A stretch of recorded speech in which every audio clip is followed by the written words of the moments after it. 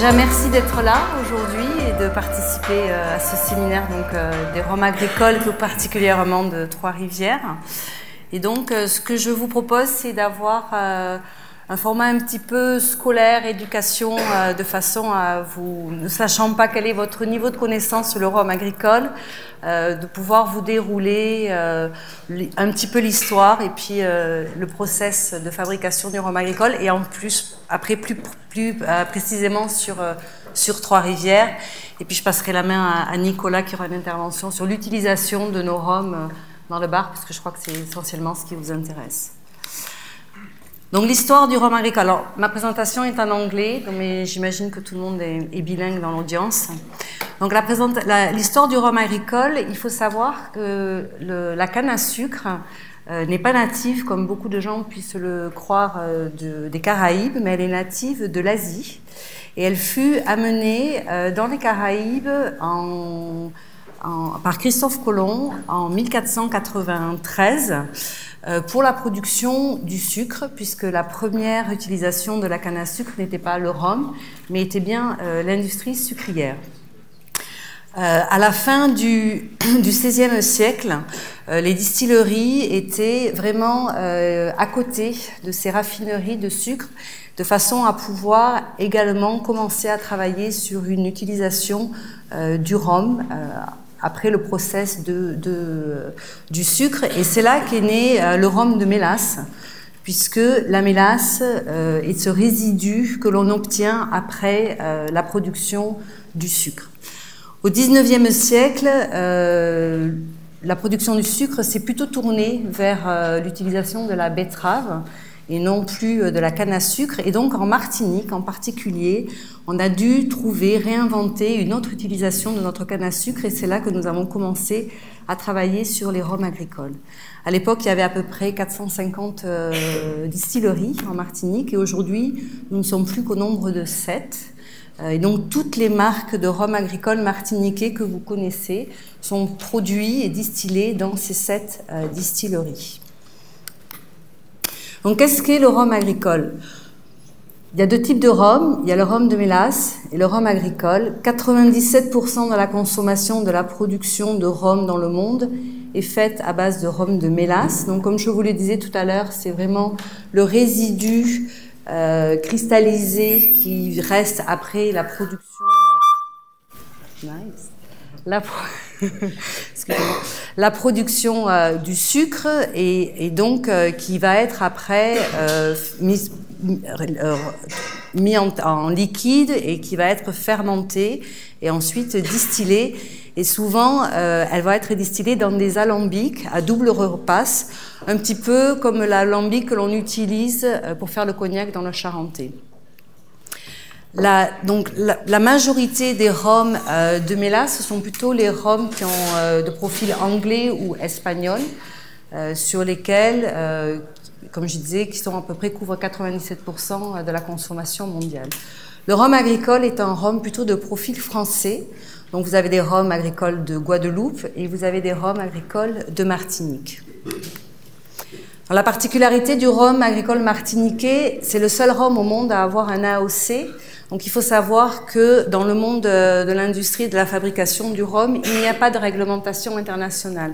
Donc chaque pays peut avoir une réglementation. Vous en avez une au Canada qui est assez exigeante. Mais la majorité des autres marchés ou au niveau international, avec un rhum de mélasse, on peut faire ce que l'on veut. On peut ajouter du sucre, on peut ajouter des arômes, on peut faire du double distillation, triple distillation. Il n'y a pas vraiment de réglementation en termes de cahier de charge de qualité. Donc en 1996, les rhumiers de Martinique, pour se différencier et pour promettre aux consommateurs, aux utilisateurs d'avoir vraiment un cahier de charge respecté du process de la plantation de la canne jusqu'à la mise en bouteille, ont créé cet AOC qui est propre à la Martinique. Et donc nous sommes le seul rhum, alors tous les rhums martiniquais, on s'entend bien, ont cette appellation AOC, donc appellation d'origine contrôlée de Martinique. C'est très important parce que c'est en suivant ce cahier des charges que nous arrivons à conserver notre savoir-faire ancestral et en promettant à nos utilisateurs et à nos consommateurs un produit qui a toujours le même gage qualité. Donc, les process de fabrication du rhum agricole. Donc, nous, en Martinique, et c'est réglementé par l'AOC, il faut à peu près 1 an pour qu'une canne arrive à maturité. Et nous avons une période sèche en Martinique qui est du mois de janvier jusqu'au mois de juin. Et c'est à ce moment-là que l'AOC nous autorise à faire ce qu'on appelle la campagne, donc qui va être la coupe de la canne, la récolte de la canne et ensuite la mise en process de cette canne à sucre. Chez Trois-Rivières, on fait à peu près 90% de notre récolte par machine et 10% à la main. Alors pourquoi que 10% à la main et pourquoi 90% à la machine? C'est un petit peu un process que l'on retrouve partout en Martinique. Tout dépend du champ sur lequel va pousser la canne. La Martinique est une île qui mesure du nord au sud 70 km, mais qui est très vallonnée. Donc qui est très montagneuse et donc en fonction de là où vont pousser nos cannes, on va récolter à la main ou à la machine. Une fois que la canne arrive à la distillerie, Sorry, juste une pardon. question. Est-ce que ça veut dire que pour être dans l'AOC, c'est ça les pourcentages que Non. ça soit ou c'est tout le monde fait 90-10? Non, ça c'est particulier à Trois-Rivières. Ah, ok. En fait, ce qui va faire qu'on va faire plutôt une récolte, ce que nous dit l'AOC, c'est qu'on a le droit de récolter de février, enfin de janvier normalement, mais en fonction du moment où on relance la distillerie cette année. Que ce soit avec une machine ou avec exactement, ou de la coupe à la canne, ça va être de janvier jusqu'en juin et on aura l'autorisation de distiller de janvier jusqu'en septembre. Et c'est là où on parle que les distilleries sont fumantes. Voilà. Donc, par exemple, si vous voulez aller en Martinique pour visiter une distillerie, je vous invite à le faire plutôt sur cette période-là, parce qu'en dehors de cette période-là, vous ne verrez pas la distillerie tourner, que ce soit Trois-Rivières ou une autre. Ça répond à votre question? Oui. Super. Donc, à partir du moment où la canne est coupée, on a 48 heures pour pouvoir la processer. Alors l'AOC nous donne 120 heures, chez Trois-Rivières on essaie de raccourcir ce temps. La raison pour laquelle on fait ça, c'est que vous n'êtes pas sans savoir qu'en Martinique il fait très chaud, le climat est très humide, on a à peu près 85% d'humidité, on a une chaleur constante à peu près entre 26 et 30 degrés toute l'année et la canne par conséquent va pourrir très rapidement. Donc une canne qui est pourrie ne peut pas être utilisée. Comme nous sommes un produit agricole, plus nous perdons de cannes, plus nous perdons de produits, puisque nous ne pouvons faire notre rhum qu'à partir des cannes qui poussent en Martinique. Ça, c'est une exigence de l'AOC. De toute façon, la canne à sucre n'est pas un produit qui peut être transportable. Donc nous avons 48 heures. La différence de la coupe à la main et la coupe à la machine, c'est que quand on coupe à la main, on a des tiges de canne qui sont beaucoup plus longues que celles par la coupe à la machine. Avec une autre question, mais pourquoi vous dites que la canne à sucre n'est pas transportable? C'est-tu un produit qui va être périmé en tout temps? Parce que la canne à sucre, c'est qu'en fait, il faut faire la relation, on est un produit agricole, donc un bon comparatif, ça sera de faire comme le vin. Par exemple, quand vous avez quand vous avez un domaine vignoble, vous allez avoir très proche de là où vous allez produire votre vin, tous vos raisins, tout votre vignoble. Et le raisin parce que c'est une matière qui est végétale, c'est une matière vivante. Donc on ne va pas pouvoir, par exemple, acheter de la canne à sucre à Haïti, la mettre dans un bateau et l'emmener en Martinique. Le temps de transport va faire qu'une fois qu'elle sera arrivée, elle sera pourrie, elle sera inutilisable. Okay, ça va altérer le goût. Comment? Ça va altérer le goût, la raison? Oui, alors on ne pourra pas l'utiliser parce qu'une fois qu'elle arrive et qu'elle a des bactéries, on ne pourra pas travailler avec. Ça va effectivement modifier en termes de goût et de profil organoleptique, ça sera juste pas possible. D'autant plus que nous, en Martinique, avec l'AOC, nous sommes obligés d'utiliser des cannes à sucre qui viennent de la Martinique. De toute façon, de manière générale, tous les rhums agricoles, martiniquais ou pas martiniquais, ont des plantations à côté de la distillerie. Ce qui est différent du rhum de mélasse, puisque la mélasse, elle, se transforme. Vous pouvez avoir une mélasse qui arrive des Philippines et qui va être distillée et fermentée aux États-Unis, par exemple. Donc une fois que la canne arrive, on la presse. Donc je vous avais quelques photos de notre distillerie. Donc on la presse, on extrait le jus de canne à sucre, puisque la production va être faite, du rhum va être faite par le jus de canne à sucre qui est donc extrait de la canne qu'on en a coupée, à laquelle on ajoute de l'eau de façon à pouvoir extraire au maximum tout le sucre de la canne. Ce jus extrait s'appelle le vésou. Vous en avez peut-être déjà entendu parler. C'est le vésou que l'on va mettre à fermenter pour avoir une eau de vie que l'on va mettre après à distiller.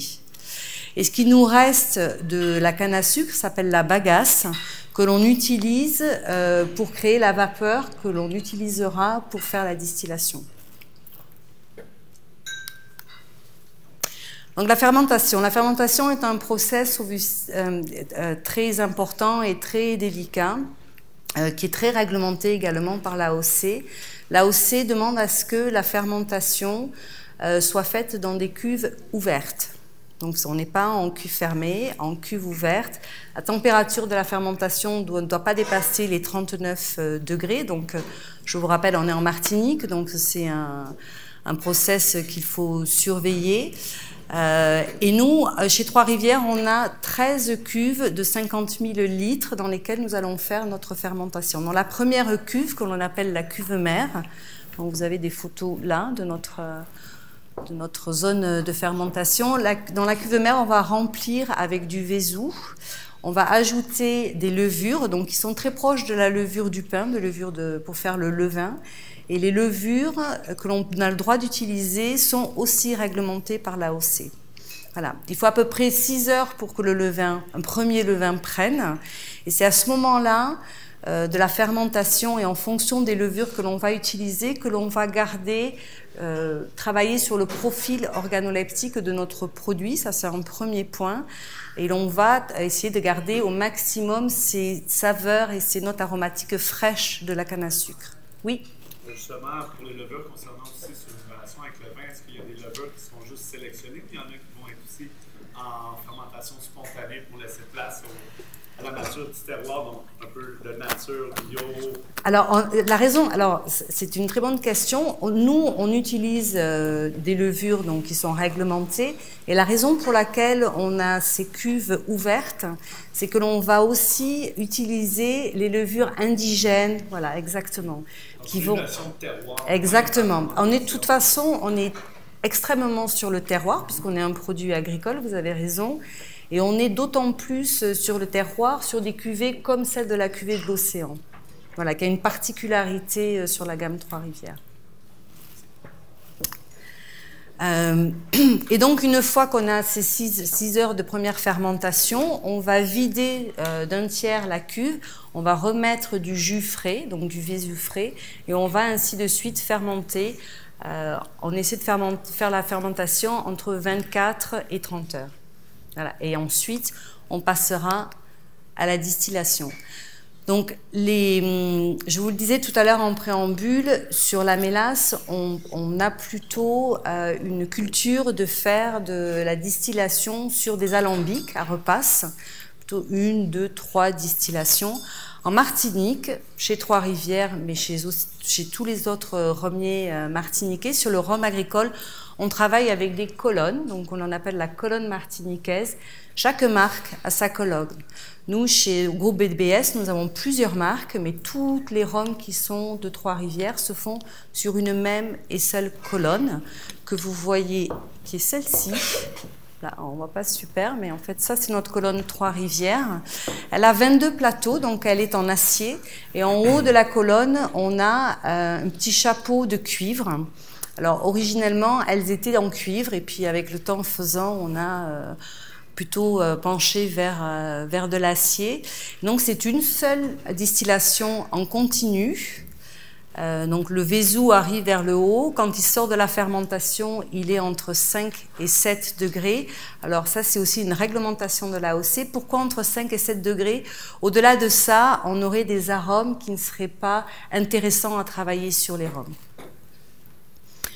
Donc 22 plateaux qui vont faire progressivement descendre le rhum, enfin les vapeurs d'alcool, et c'est là où va se faire un premier travail sur le profil organoleptique. Alors on n'a pas droit à de la rectification, donc c'est vraiment un process important, encore une fois, pour avoir des rhums avec un profil organoleptique qui correspond à la charte de Trois-Rivières.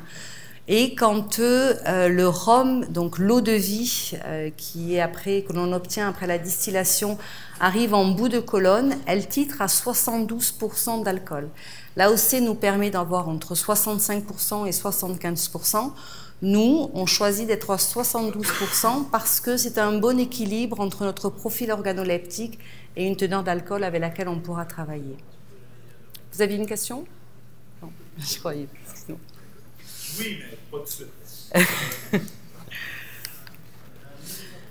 Alors, une fois que le produit est distillé, qu'est-ce qui se passe?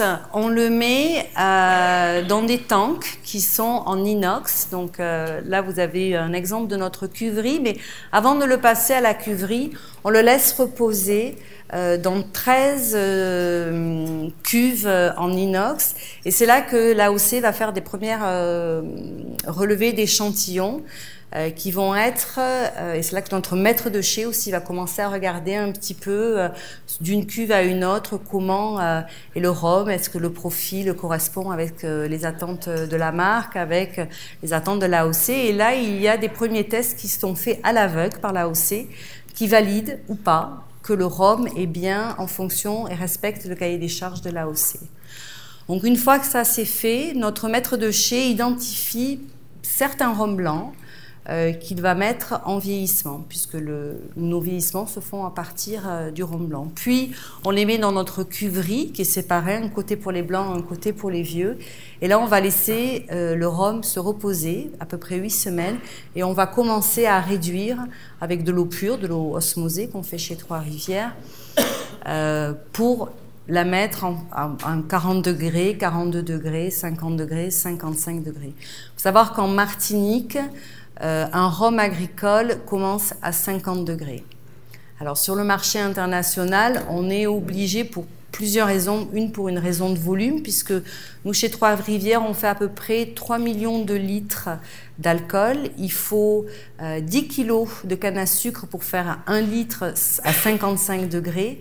Et donc, nos ambitions étant quand même pas mal en conquête à l'international, et c'est pour ça que nous sommes là aussi aujourd'hui, on est obligé, on a fait le choix de faire aussi des rhums à 40 degrés et à 42 degrés comme la cuvée de l'Océan. Ensuite, on a le rhum ambré. Alors, j'ai pu noter qu'au Canada, enfin en tout cas au Québec, à la SAQ, la notion de rhum ambré prend les rhums ambrés et aussi les rhums, ce que nous on appelle vieux, puisque pour nous, dans l'AOC, un rhum vieux est un rhum qui a minimum d'âge 3 ans. Nous faisons donc une distinction entre les rhums ambrés et les rhums vieux. Et un rhum ambré, c'est un rhum qui aura vieilli 18 mois. Donc l'AOC demande entre 12 et 18. Nous avons fait le choix de laisser vieillir notre rhum-là pendant 18 mois dans ce qu'on appelle des foudres de chêne, puisque le bois de vieillissement que nous devons utiliser est du chêne. Ça, c'est l'AOC qui le réglemente. Un produit qui ne sera pas vieilli en chêne ne pourra pas être AOC. Et donc, on est dans des grands foudres de chêne qui font 40 millilitres. Voilà. Et puis, on a également les vieillissements dans des plus petits contenants que l'on appelle le fût. Les vieillissements qui sont faits donc par notre maître de chai, qui s'appelle Daniel Baudin. Et donc, on a des fûts plutôt entre 200 et 400 litres, toujours fût de chêne. Et le chêne peut être soit chêne américain, ex-Bourbon, Missouri. On peut aussi utiliser des ex-cognac ou alors des fûts de chêne français neufs. Et là, le choix du fût va vraiment être fait par le maître de chai en fonction du profil du rhum qu'il va vouloir avoir. Dites-moi. Vous faites l'assemblage par la suite ou en fait le maître de chai décide qu'on va rester avec un vieux baril de cognac, un exemple, ou un vieux baril de Bourbon? Alors, en fait, quand il met le rhum en vieillissement, il surveille le développement du profil organoleptique du produit. Et donc, c'est à ce moment-là qu'il va décider de mélanger un fût avec un autre. Et l'assemblage se fait à ce moment-là. Alors, est-ce que c'est au bout de 3 ans? Est-ce que c'est au bout de... Ça, il n'y a pas vraiment de règles par rapport à ça. Ce qui est sûr, c'est que, comme nous sommes en zone de Caraïbes où il fait très chaud, le process de vieillissement est accéléré à 2 voire 3 fois en comparaison avec le cognac ou le whisky. Ce qu'il faut savoir, c'est que dans le cognacé ou dans le whisky, puisque le climat est plutôt un climat froid, on a une part des anges qui va être entre 1 et 2%. Nous, en Martinique, on a une part des anges qui va être entre 7 et 10%. Donc, quand vous regardez un produit qui a 3 ans d'âge, ça c'est bon pour tous les rhums agricoles martiniquais. Quand vous regardez un produit qui a 3 ans d'âge, vous regardez plutôt un rhum qui aurait vieilli pendant, un équivalent qui aurait vieilli entre 6 à 9 ans. Voilà, donc on a tendance à multiplier par 2 ou 3 parce que le vieillissement se fait de façon beaucoup plus à cause de la chaleur et de l'humidité. Tout à fait. Voilà. Nos chais ne sont pas climatisés, donc c'est vraiment le tropical qui va faire que le travail du bois va se faire. Est-ce que c'est géré par l'appellation, justement, que le chai soit à température ambiante? Alors ça, je ne sais pas répondre à votre question. Mais j'imagine que c'est dans le process de fabrication des rhums agricoles parce qu'aucun des rhummiers, à ce que je sache, non de chais climatisé, parce que justement c'est cette humidité, cette chaleur qui va aussi accélérer le process et va pouvoir accéder à des rhums d'un profil organoleptique intéressant assez rapidement. Oui? Les produits qu'on a en fait ici au Québec, c'est les 2 bouteilles qu'on voit là, c'est ça? Alors on va y venir. Les 2 produits que vous avez au Québec aujourd'hui sont le bleu qui est la cuvée de l'océan et l'ambré. Le 3e produit sera introduit à partir du mois de juillet. Okay. Voilà, qui est un vieux, qui est notre cuvée du moulin. Est-ce que vous faites, là, je vois ces gros casques, est-ce que vous en faites gros casques? Alors, malheureusement, mais ça va... Aujourd'hui, de par... en fait, se faire référencer à la SAQ, c'est compliqué. Donc, comme vous le savez... C'est un vrai challenge. De pouvoir entrer au Québec, c'est un vrai challenge et nous sommes fiers de pouvoir en tout cas avoir au moins 2 produits et 3 à partir de juillet. La difficulté, c'est qu'on répond à des appels d'offres et quand les appels d'offres ne nous permettent pas de positionner certains très vieux rhums, à ce moment-là, voilà. Donc aujourd'hui, les recherches étaient plutôt sur des rhums. Mais quand je regarde, j'ai fait une visite de votre marché vendredi, c'est vrai qu'on est plutôt sur des rhums, on va jusqu'à 7 ans. Les single casques, c'est des rhums qui sont beaucoup plus vieux que ça, c'est une réduction naturelle. Voilà. Et puis en termes de réglementation, on ne passe pas toujours. Donc on a un vrai frein aussi par rapport à ça. I think so. If you can that one.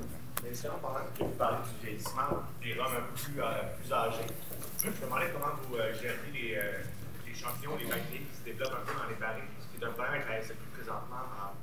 Par exemple, avant la club sélectionne des maestros qui est rentré une fois à la SAQ qui ne passe plus les tests parce qu'il y a des petites bactéries dans le vieillissement de rhum, parce que ça se fait dans les températures plus élevées justement. Comment vous gérez un peu la chose? Alors c'est très simple en fait. On fait, depuis qu'on est sur le marché québécois, on passe nos rhums en test laboratoire. Donc aujourd'hui, comme je le disais, on a 2 références. Donc sur toutes les productions que l'on fait à la distillerie, on regarde les rhums qui peuvent répondre à la réglementation canadienne. Les rhums qui passent à la réglementation canadienne, on les met dans une cuve spéciale, donc ce sont nos produits Canada.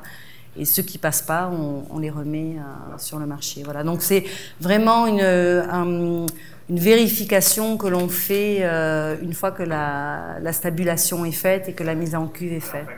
Oui, tout à fait. Est-ce que ça veut dire que le profil du goût du profil du produit qui est vendu au Canada est différent? Non. Non. Non. Exactement, il faut qu'il passe la réglementation.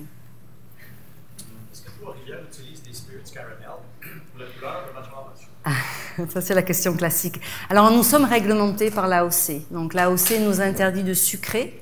Donc quand vous avez un rhum qui a un goût sucré chez Trois-Rivières, c'est juste le savoir-faire du maître de chez et le sucre qui vient de la canne à sucre, hein, parce qu'il faut savoir que la canne à sucre, on a un taux, ce qu'on appelle le Brix, qui va être un équilibre entre le taux de sucre et le pH, donc l'acidité. Il faut, comme dans un vin, du sucre et de l'acidité pour faire un bon vin. C'est la même chose pour le rhum. Et nous avons l'autorisation de colorer à 2% du volume du produit. Voilà. Mais encore une fois, tous les rhums, avant de les mettre en bouteille, passent devant le comité de l'AOC. On est en dégustation à l'aveugle et on passe ou on passe pas. Si on passe pas, on peut vendre notre rhum, mais il ne sera pas AOC. D'accord, merci. Je vous en prie.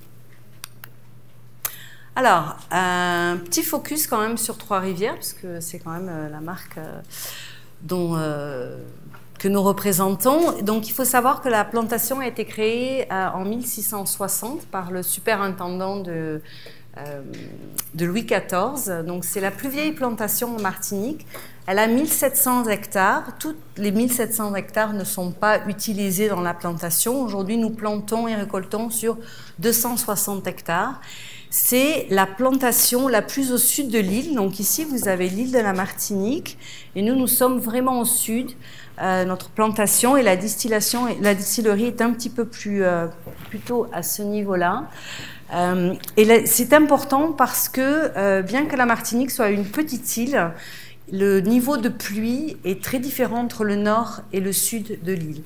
Dans le sud de l'île, on a une vraie sécheresse, donc on est obligé de choisir des cannes à sucre qui vont correspondre au terroir. On a un terroir qui est très minéral et qui va pouvoir résister à la chaleur et produire un taux de Brix suffisamment pour nous permettre de faire des rhums. Donc nous avons deux cannes, la canne roseau et la canne paille, qui sont elles aussi réglementées par l'AOC. Je crois que l'AOC autorise une vingtaine de types différents de cannes.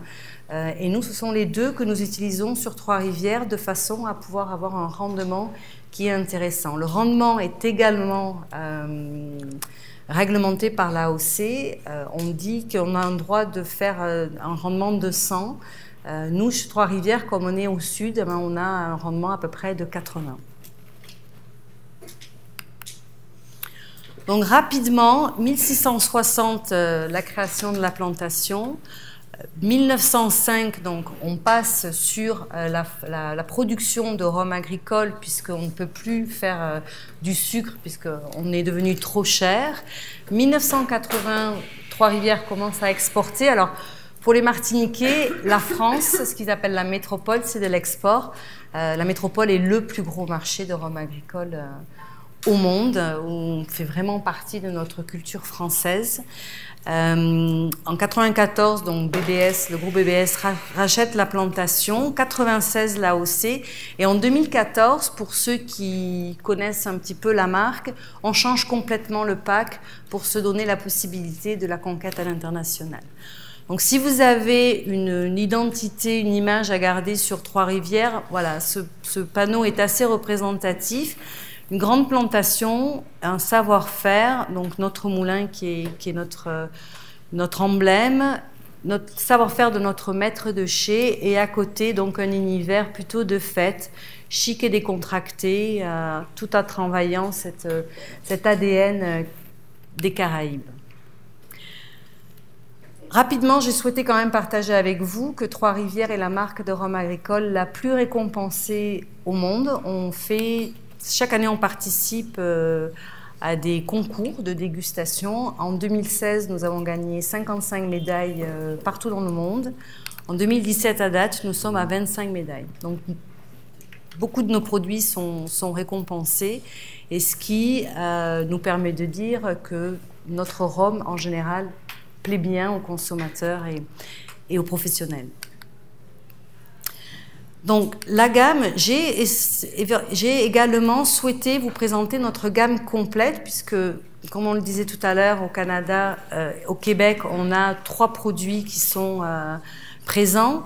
Et la gamme de Trois-Rivières, c'est beaucoup plus que 3 produits. C'est une vraie gamme de blancs avec 2,40 degrés, le 42, le 50 et 55 qui sont l'ADN du rhum martiniquais.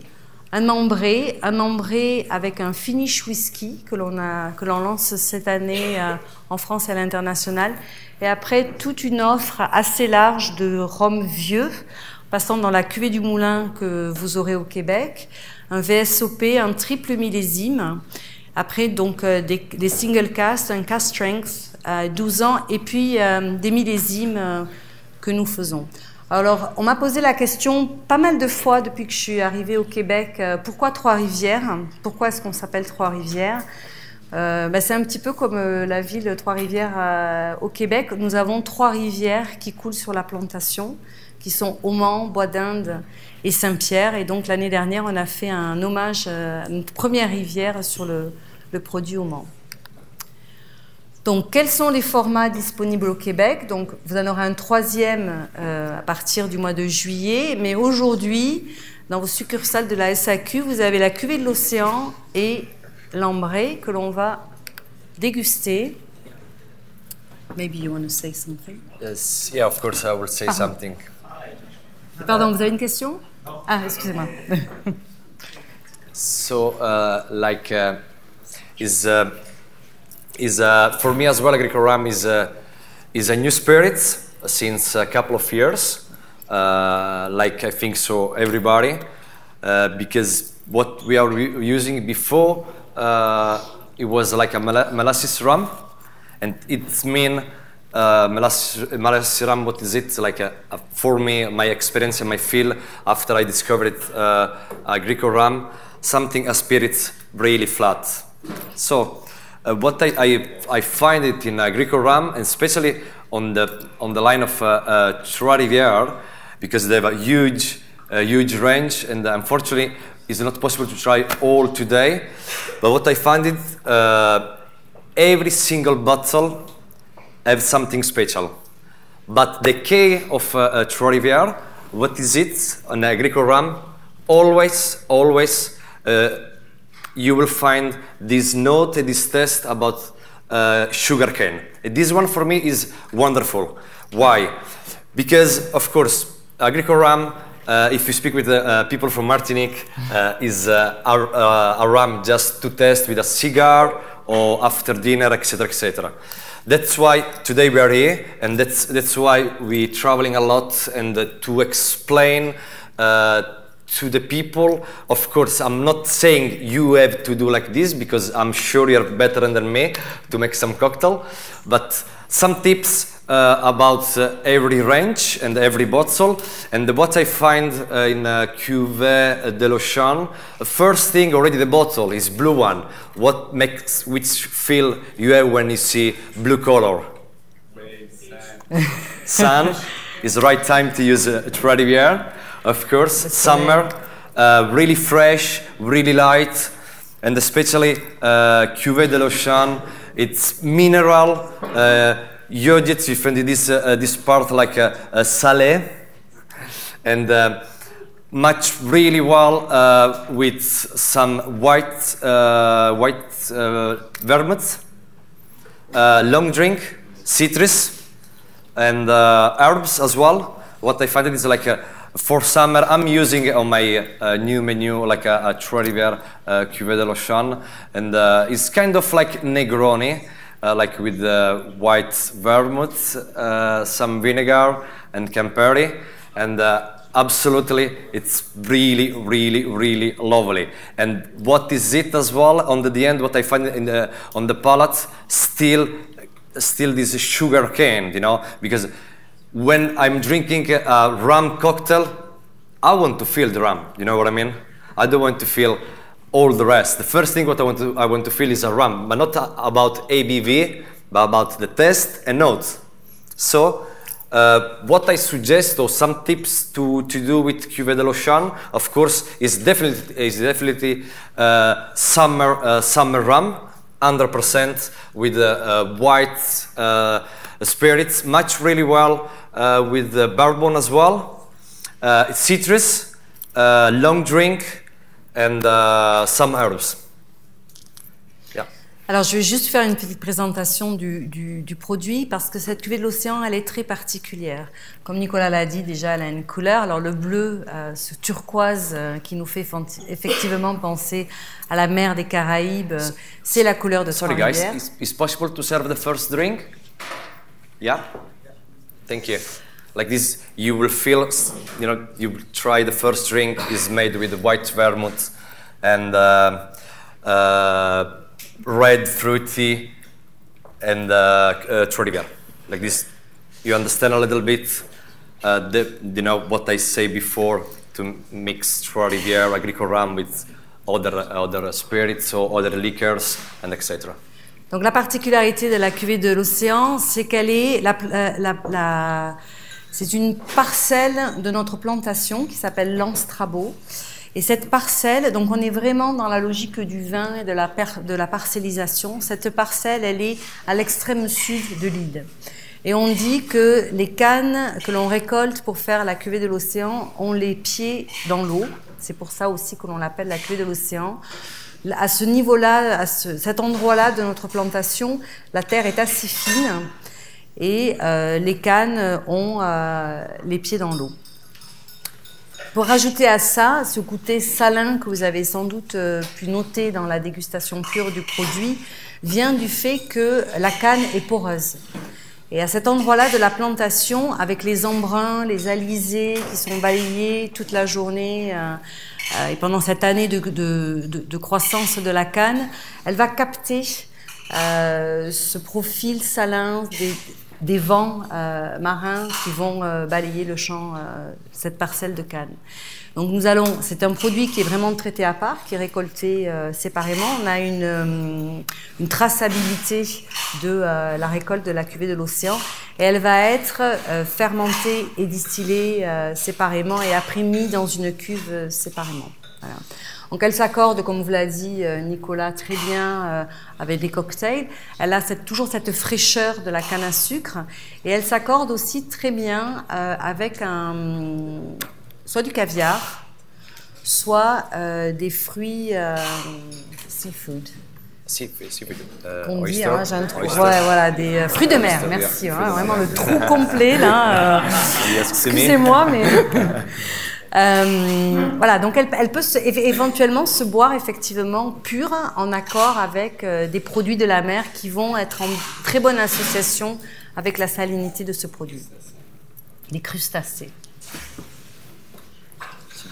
Did you feel what we say in the cuvée de l'océan? Like this salty, this mineral. Déjà, moi j'ai une question. Combien d'entre vous travaillent déjà avec des rhums agricoles dans vos bars? Ah ouais, d'accord. Ah ouais. C'est la première question que j'aurais dû poser quand même. Je vous ai rien appris alors du coup. Ok.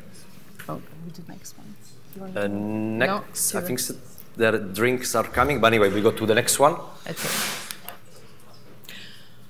Donc notre deuxième produit disponible au Québec est l'ambré.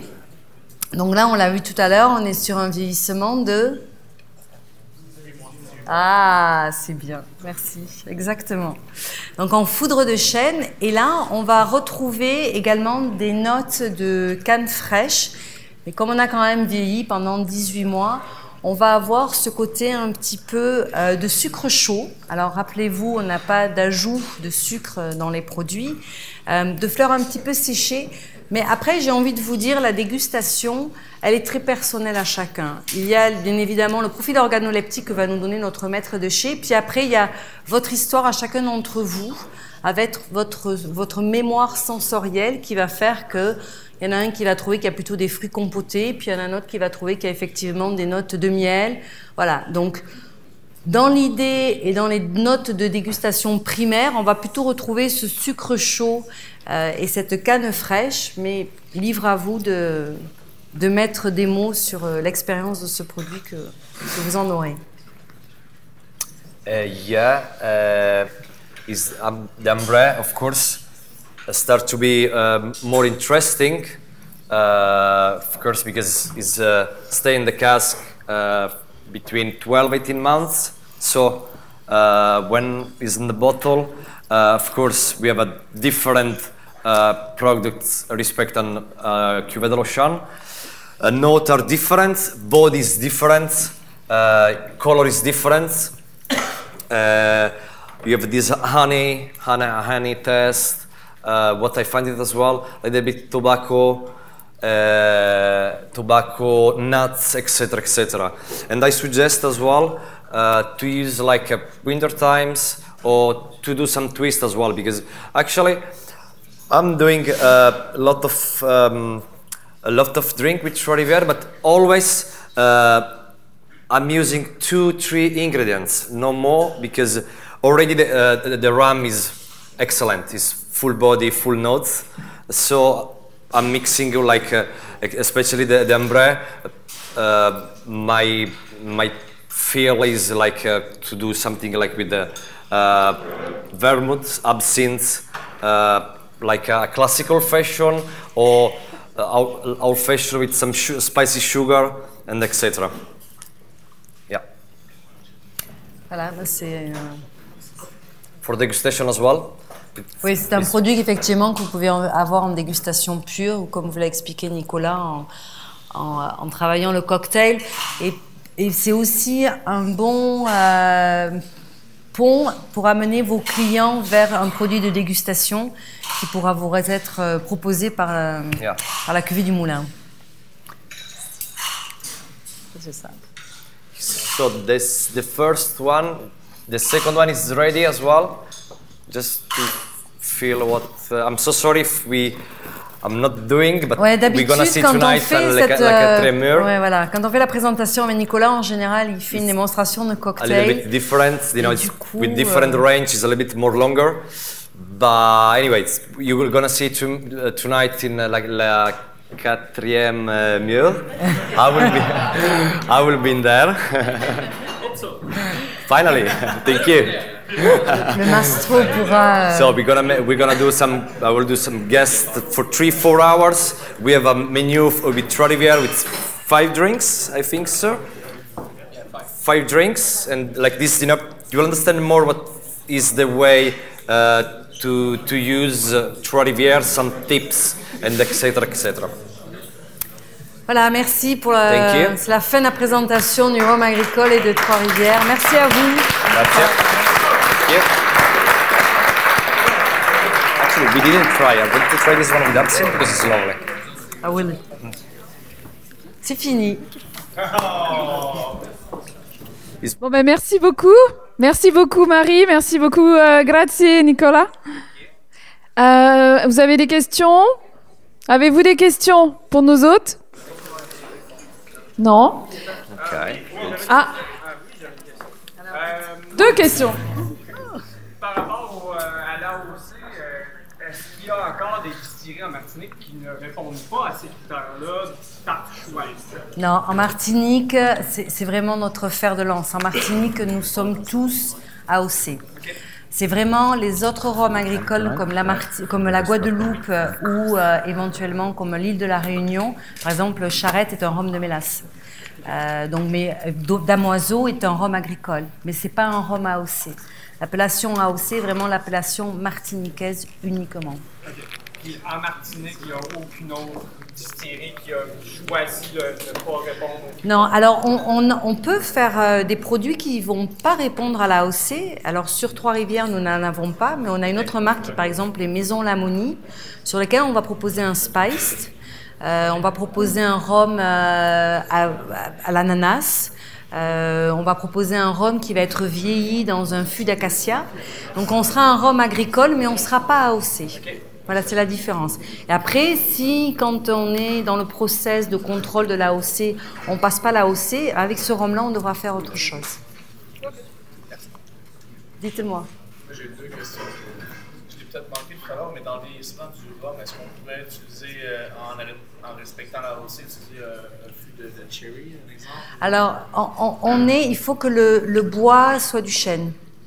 C'est ça la règle. Alors, exactement. Donc après, chêne américain ex-Bourbon. Au début, jusqu'en 2003, sur Trois-Rivières, on faisait que du chêne américain ex-Bourbon. Voilà. À partir de 2003, on a commencé à introduire le fût ex-cognac. Et aujourd'hui, on travaille aussi avec des fûts de chêne français. En fonction de... Sur le bourbon, vous allez avoir des notes plutôt vanillées. Sur le cognac, vous allez plutôt avoir un profil plus de fruits confits. Voilà. Donc, en fonction de ce que veut avoir notre maître de chai, il va soit faire un produit qu'avec du fût ex-bourbon ou qu'un produit avec ex-cognac, ou il va faire un blend des deux. Ou alors il va prendre un millésime, on a un triple millésime, on est du 98, 2000 et 2007. Il a 3 beaux millésimes qu'il a mélangés, il a fait un blend et on a un produit qui est super canon en termes de profil organoleptique. On a cette année lancé un ambré qu'on a fini. Alors il y a 30% du produit qui a été vieilli en fût ex-whisky avec un fabricant de whisky français qui s'appelle Roselier, qui est dans l'est de la France, à qui on a acheté des fûts. Mais ce sont des fûts en chêne, donc on est toujours dans la réglementation de l'AOC. Si on sort du fût de chêne, on peut vieillir bien évidemment, mais on ne sera plus AOC. Deuxième question. Juste pour me situer, l'équateur est au sud de la Martinique ou au nord? Oh là là, alors je crois que l'équateur est au sud de la Martinique. Ouais, ma géo n'est pas aussi bonne non plus, mais... Étant donné que la canne pour Trois-Rivières pousse à l'extrémité sud, ouais. On a parlé un petit peu du climat, mais est-ce que la concentration de sucre augmente? Oui, tout à fait. Alors ça a du bon et du mauvais. Par exemple, si vous prenez la distillerie de De Paz, qui est au nord de l'île, on est dans une... Si un jour vous allez en Martinique, vous verrez, le nord de l'île, c'est la jungle. C'est très verdoyant, mais c'est très humide. Et donc, ils ont un rendement qui est beaucoup plus... ils travaillent sur une autre canne qui va pouvoir, elle, avoir une teneur de sucre, mais qui va pouvoir aussi se gorger d'eau et pas être... voilà, pour avoir un rendement. Nous, on a plutôt une canne qui va être... qui va avoir un taux de Brix qui sera plus élevé que celle du nord de l'île. Mais on aura moins de rendement. Et après, c'est vraiment le travail que l'on fait. Mais on a vraiment une canne qui est très, très riche en sucre. Parce qu'on est dans le sud. C'est une bonne chose, j'imagine, ça? C'est une bonne chose, effectivement. Après, c'est aussi la puissance du bouquet aromatique qu'il va falloir travailler. Exactement. Donc après, soit on va en fonction de la réduction. Là, on ne va pas en dessous de 40% d'alcool, hein, que ce soit ni dans nos vieux ni dans nos blancs. Et après, voilà, on a un bouquet qui est très puissant, mais qui est en fait le profil de la canne. Hein. On est vraiment dans des saveurs de canne minérale parce que notre terroir est minéral. Et après, très fleuri, très fruité, qui va venir de la canne. Je vous en prie, merci. Parlant de canne, justement, est-ce que les années se suivent mais ne se ressemblent pas? Alors, les années se suivent et ne se ressemblent pas. On est vraiment dans, encore une fois, un produit agricole. Donc, par exemple, cette année, on avait produit, souvenez-vous, on peut faire la campagne et distiller de janvier jusqu'à juin. Alors, la distillation peut se faire jusqu'en septembre, mais nous, on fait quand même de la récolte. C'est la saison sèche, oui, tout à fait. Mais par exemple, cette année, il a plu beaucoup en Martinique au mois de janvier. Donc, on n'a pas pu commencer la récolte avant le 20 février, parce qu'il a fallu que les pluies cessent, il a fallu que la terre sèche, et pour pouvoir récolter. Donc, aujourd'hui, et ça pour nous, c'est un vrai problème, parce qu'on sait qu'on ne pourra pas récolter toutes nos cannes. Donc, on va avoir une pénurie de produits à un moment donné. Aujourd'hui, on est en vente sur 40 marchés à l'international. Moi, en tant que responsable export, on me demande de faire une croissance de 20% tous les ans. Alors, exactement. Voilà. Vous avez bien compris mon problème. Mais donc, bon, en même temps, vous êtes mieux que la France en ce moment avec le jeunes. Mais à ce même niveau-là aussi, je voulais savoir, est-ce que d'abord, la question est-ce des années exceptionnelles que vous avez sélectionnées? Alors, il y a des années exceptionnelles, oui, tout à fait. Alors ça, c'est plutôt... Je ne saurais pas vous dire si dans les périodes où il fait plus chaud, où il fait moins chaud, si on a des meilleurs millésimes. Ce que je peux vous dire, c'est que quand nos cuveries sont pleines de rhum blanc et que le maître de chai fait sa sélection d'échantillons d'une cuve à une autre, il va en identifier un blanc qui a un profil plus intéressant ou atypique. Donc, il va le mettre à vieillir. Et ensuite, c'est au fur et à mesure qu'il va les goûter dans ses fûts, qu'il va se dire, ça, c'est un millésime, et donc, il va le mettre de côté. Et donc, il fera un blend peut-être de 3, 4, 5, 6 fûts, mais qui sera un millésime. Donc, aujourd'hui, on a un millésime 2000, par exemple, mais on a une quantité très réduite. On a 1000 bouteilles à vendre.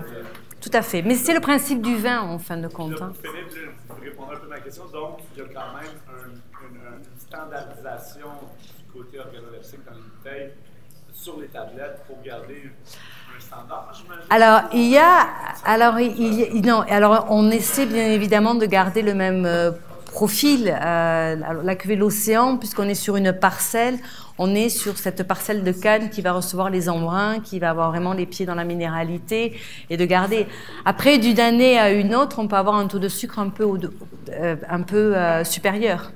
En fin d'année, on a utilisé tous nos blancs, par exemple. Donc, quand on est en période, par exemple au mois de décembre, au mois de janvier, si la campagne, cette année précisément, on a été en rupture sur le marché métropolitain, sur la France, parce que c'est un marché qui est très consommateur, et on n'avait plus de blanc parce que notre campagne a commencé plus tard. Donc on est vraiment sur des flux tendus, mais on travaille, le maître de chez goûte à tout, donc il va valider que le profil correspond à notre profil Trois-Rivières, et après on va passer devant la house. On a une charte, on a surtout un maître de chez qui est avec nous depuis 22 ans et qui est notre charte. Oui, exactement. Merci. D'autres questions? Merci à vous. Merci Marie.